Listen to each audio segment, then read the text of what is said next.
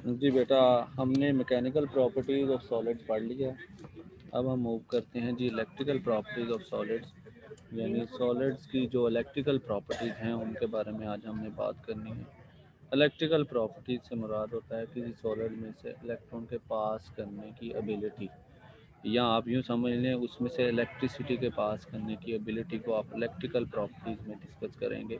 तो यहाँ हम वन बाय वन जो सॉलिड्स हैं हमारे पास उनको उसमें से इलेक्ट्रॉन्स के पास करने की एबिलिटी को बताएंगे कि किस तरह के मटेरियल में कितनी एबिलिटी होती है और किस तरह के मटेरियल में कितनी एबिलिटी होती है। ये टॉपिक बेसिकली थ्योरेटिकल है, तो मैं ट्राई करूँगा कि हमारे पास जितना भी जो वर्क है आज के टॉपिक में उसको साथ साथ रीड भी करूँ, ठीक है। तो यहाँ पर सबसे पहले इलेक्ट्रिकल प्रॉपर्टीज़ ऑफ सॉलिड में electrical properties of solid mean their ability to conduct electric current. The response of various material is quite different and can be clearly distinguished on the basis of their conductivity। आपने resistivity के बारे में पढ़ा था, तो उसका opposite जो होता है कंडक्टिविटी, ये मटेरियल की 1 मीटर लेंथ की प्रॉपर्टी होती है अपने अंदर से इलेक्ट्रॉन पास करवाने की, जिसको आप कंडक्टिविटी कहते हैं, बिल्कुल रेजिस्टिविटी का अपोजिट, ठीक है। उसके बाद है जी यहाँ पर 3 पॉइंट्स बनाए हुए हैं डिफरेंट टाइप के सॉलिड्स के लिए कि solid like metal possess a high conductivity, यानी कि हमारे पास जो सॉलिड जो मेटल्स की टाइप होते हैं उनमें कंडक्टिविटी की वैल्यू बहुत ज़्यादा होती है, ऑफ ऑर्डर 10⁻7 पर ओम पर मीटर आर कॉल्ड कंडक्टर्स, इनको आप कंडक्टर्स कहते हैं। Solid like would diamond have very low conductivity ranging between 10 की पावर -10 to 10 की पावर -20 पर ओम पर metre, and solid like silicon and germanium have an intermediate conductivity from 10 की पावर -6 to 10 की पावर -4 पर ओम पर मीटर। ये जो फर्स्ट टाइप के सॉलिड्स होते हैं इनको आप कंडक्टर कहते हैं, जो सेकंड टाइप के होते हैं इनको आप इंसुलेटर कहते हैं, और जो थर्ड टाइप के सॉलिड होते हैं इनको आप सेमी कंडक्टर्स कहते हैं, ठीक है।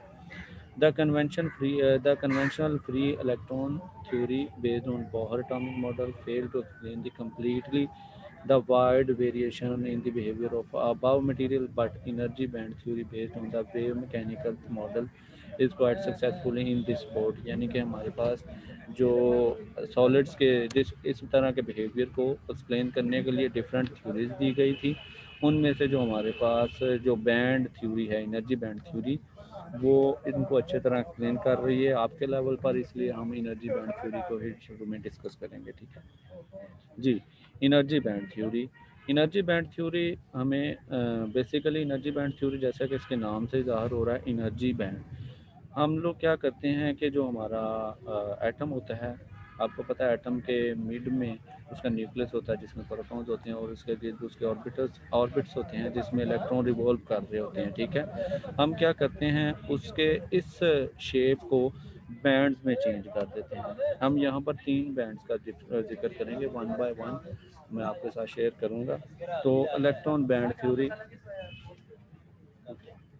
जी, electron band theory, electrons of isolated atoms are bound to nucleus and can only have distinct energy levels. However, when a large number of atoms n are brought close to one another to form a solid, यानी हमारे पास जो एक atom होता है उसके अंदर मुख्तलिफ electrons होते हैं, वो डिफरेंट एनर्जी लेवल्स के ऊपर होते हैं। आपने पढ़ा होगा कि एल ठीक है, शेल के बारे में, इस तरह आप लोग SLM वो स्मॉल जो होते हैं उनके बारे में भी पढ़ते रहे हैं, तो उसमें डिफरेंट एनर्जी लेवल्स को वो शो कर रहे होते हैं, ठीक है।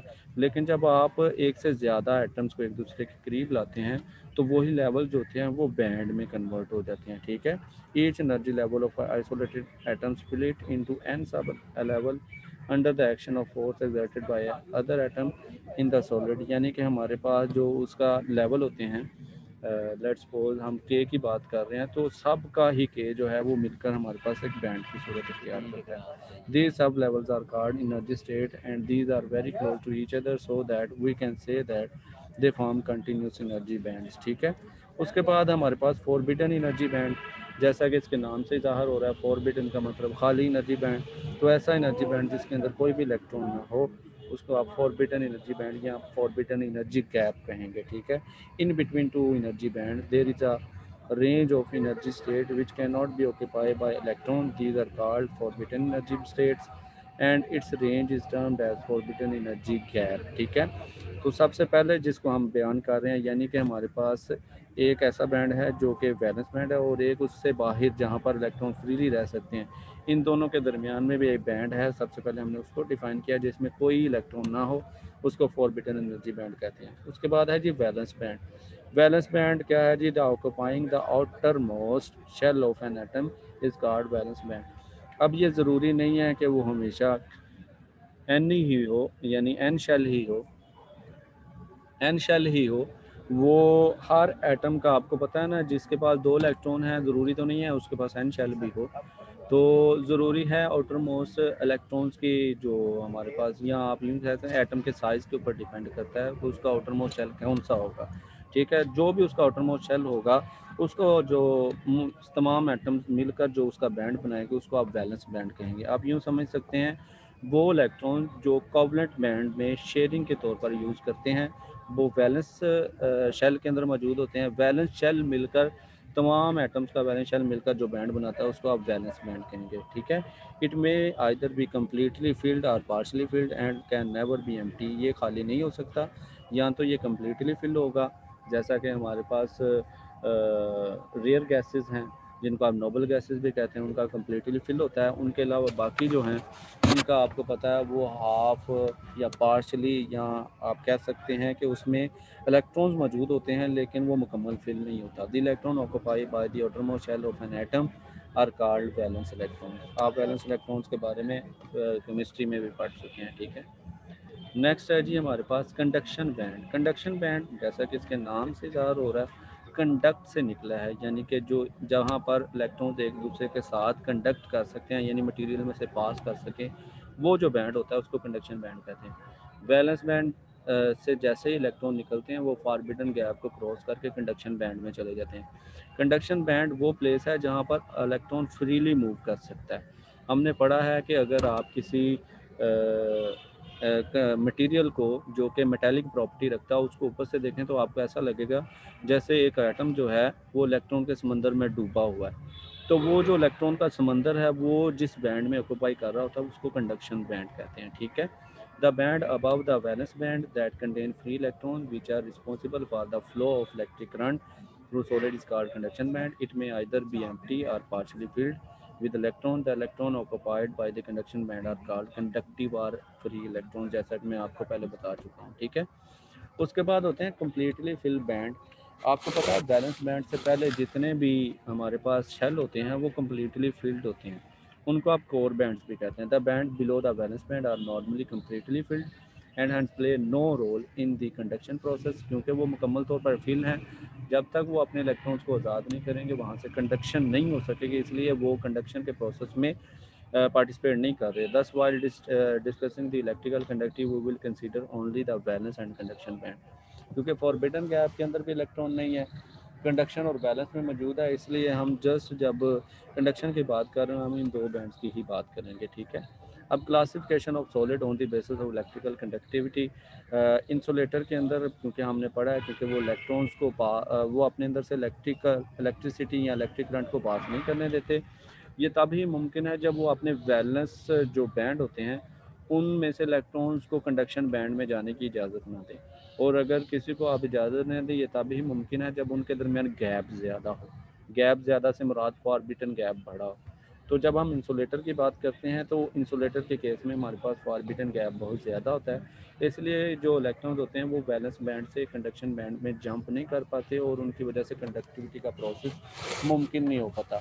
इसकी दो पॉसिबिलिटीज़ हो सकती हैं, या तो वो जो बैलेंस बैंड है ये वो मुकम्मल तौर पर फिल हो, या दूसरी पॉसिबिलिटी ये हो सकती है वहाँ पर इलेक्ट्रॉन्स ही ना हो। और इलेक्ट्रॉन्स तो ना होने के हमने पहले ही बात की है, बैलेंस बैंड के अंदर इलेक्ट्रॉन मौजूद होते हैं।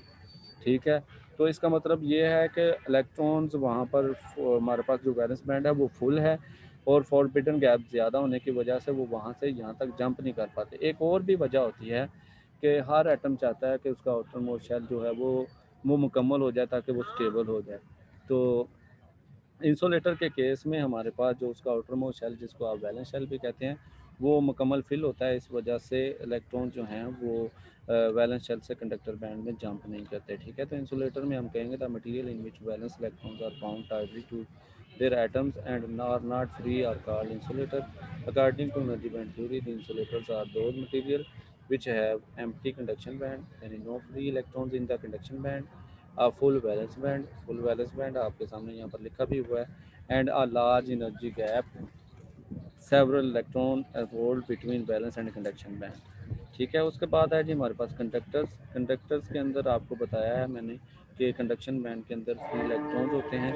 फ्री इलेक्ट्रॉन्स होने का मतलब ये है कि उनका वैलेंस बैंड से इलेक्ट्रॉन इजीली कंडक्शन बैंड में जंप कर जाते हैं। ये तभी मुमकिन है जब उनके दरमियान फॉरबिडन गैप वेरी लो हो। वेरी लो होने का मतलब ये है कि इलेक्ट्रॉन वैलेंस बैंड से इजीली कंडक्शन बैंड में जंप कर सकें। ठीक है, यानी उन्हें एनर्जी यूज़ ना करनी पड़े, जैसा कि यहाँ पर सेवरल इलेक्ट्रॉन वोल्ट है। तो जब तक इतनी एनर्जी उनके पास होगी तब ही वो बैलेंस बैंड से कंडक्शन बैंड में जंप कर पाएंगे। ठीक है, जस्ट 1 मिनट हो जाए वो लेक्चर दोबारा शुरू।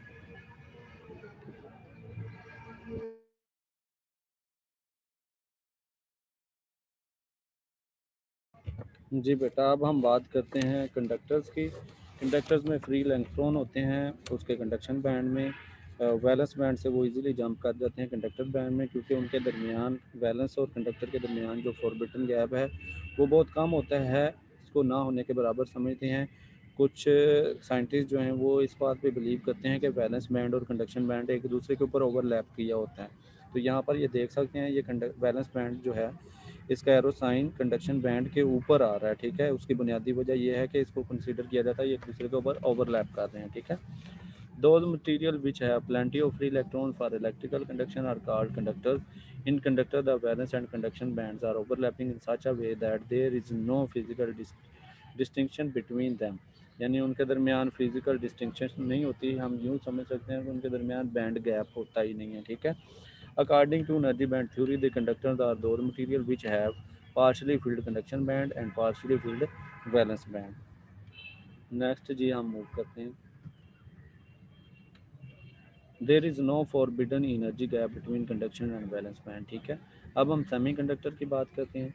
सेमी कंडक्टर है conductor material is one whose electrical properties lies in between those of insulator and conductor known as semiconductors. इनके दरमियान हमारे पास नैरो फॉरबिडन गैप होता है। कंडक्शन बैंड और वैलेंस बैंड के दरमियान हमारे पास यहाँ पर फुल वैलेंस बैंड होता है सेमी कंडक्टर्स के केस में। लेकिन जैसे इसको थोड़ी सी एनर्जी हम प्रोवाइड करते हैं तो इलेक्ट्रॉन इजीली इस नैरो फॉरबिडन गैप या फॉरबिडन एनर्जी गैप को क्रॉस करके कंडक्शन बैंड में चले जाते हैं और कंडक्टिविटी का सबब बनते हैं। ठीक है, a semiconductor material is one whose electrical properties lies in between those of insulator and conductor। According to energy band theory, the semiconductors are these materials which have partially filled conduction band, partially filled valence band, and a very narrow forbidden energy gap of the order of 1 electron volt between the conduction and valence band। ठीक है, अब इसके ऊपर definitely मैंने आपको बताया इनको थोड़ी सी एनर्जी दें तो इलेक्ट्रॉन जो हैं वो फुल बैलेंस बैंड को छोड़कर कंडक्शन बैंड में चले जाते हैं। इसका मतलब जब सेमी कंडक्टर के ऊपर टेम्परेचर की वैल्यू को बढ़ाया जाता है तो इनकी कंडक्टिविटी इंक्रीज़ होती है। ऑन द अदर वे आप लोगों ने पढ़ा है कि जब किसी कंडक्टर को टेम्परेचर दिया जाता है तो उसकी कंडक्टिविटी कम होती है। लेकिन इस केस में जो सेमीकंडक्टर का केस है इसमें अगर आप मटेरियल को टेम्परेचर प्रोवाइड करें तो उसकी कंडक्टिविटी में इजाफा होता है। तो यहाँ पर नीचे आपसे सवाल भी पूछा जाता है what is the effect of temperature on semiconductor. तो यहाँ पर इसको एक्सप्लेन करते हैं। At 0 kelvin there is no electron in the conduction band and there valence band are completely filled as shown in figure। It means at 0 K a piece of germanium or silicon is a perfectly insulator। However, with the increase in temperature, the thermally excited electron jump from the valence band into conduction band, and after crossing the narrow forbidden gap by leaving vacancies in the valence band, which are referred as a hole and behave like a positive charge। ये बात समझने वाली है कि जब यहाँ से एक इलेक्ट्रॉन जो है वो जंप करके कंडक्शन बैंड में चला जाएगा तो डेफिनेटली जिस प्लेस को वो छोड़ के गया वहाँ पर एक होल प्रोड्यूस होगा। होल प्रोड्यूस होने का मतलब नेगेटिव चार्ज में कमी का मतलब पॉजिटिव चार्ज। तो हम होल को as a positive charge behave consider करते हैं कि जहाँ पर से एक इलेक्ट्रॉन जो है वो वैलेंस बैंड को छोड़ के कंडक्शन बैंड में गया वहाँ पर एक पॉजिटिव चार्ज क्रिएट हो गया। ठीक है, अब उस पॉजिटिव चार्ज को फिल अप करने के लिए इलेक्ट्रॉन जो हैं वो दूसरी प्लेस को छोड़कर उस पॉजिटिव होल में आके गिरेंगे तो वहाँ पर अवेलेबिलिटी जो इलेक्ट्रॉन की थी वो ख़त्म हो गई। अब वो जिस प्लेस को छोड़ के आया वहाँ पर एक होल प्रोड्यूस होगा। इस तरह इसके अंदर जो होता है वो चार्ज मूव करता रहता है और कंडक्टिविटी का प्रोसेस प्रोड्यूस होता है। The conduction increase gradually and material become a semiconductor at room temperature. जी ये हमारे पास जो लेक्चर है ये लेंथी था, तो मैं यहाँ तक ही इसको एंड करना चाह रहा हूँ, क्योंकि हमारे पास जो 7 मिनट्स हैं, तो आपके कुछ सवालात होंगे, तो इसलिए हम ये टाइप ऑफ सेमीकंडक्टर कल पढ़ेंगे। आज की असेसमेंट आप देख लें। जी ये आज की असेसमेंट है, इसको नोट कर लें, फिर आपके जो सवाल होंगे हम उनके ऊपर बात करते हैं। जी बेटा।